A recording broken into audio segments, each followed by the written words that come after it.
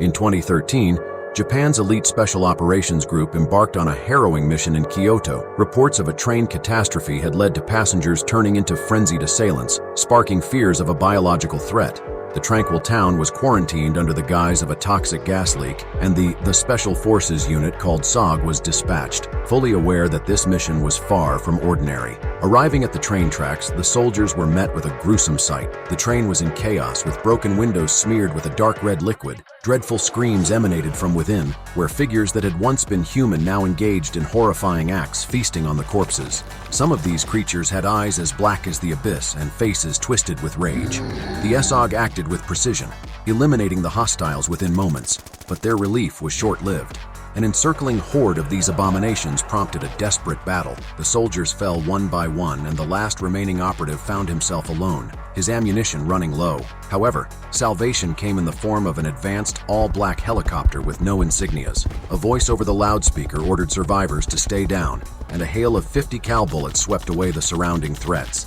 As the chaos subsided, more of those nightmarish creatures approached, and the lone soldier was given a new order through the loudspeaker: "Run!" as hell was about to descend upon them.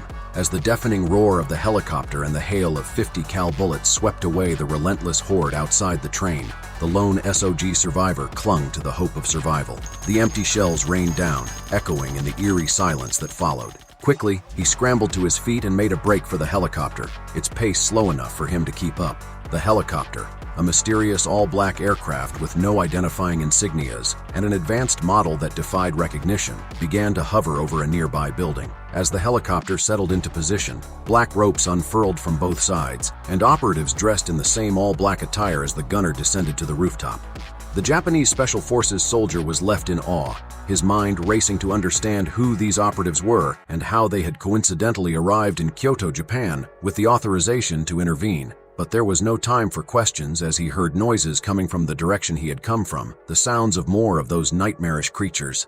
The chaos of the last engagement, combined with the presence of the helicopter, was drawing them closer. The helicopter began to fly away into the distance as the SOG survivor rushed into the building. He hurriedly closed and locked the double doors behind him, but dozens of the creatures poured out of the alleyways, their malevolent intentions clear. He dashed up several flights of steps, his heart pounding in his chest. On the rooftop, he encountered the squad of 6 operatives, armed with advanced rifles, with no insignias to provide any clues about their origin. The sounds of the once human, now flesh-eating monsters outside the building grew louder, and the SOG soldier couldn't help but express his fear. "There must be hundreds of them," he said. A sly smile crossed the face of the mysterious operative.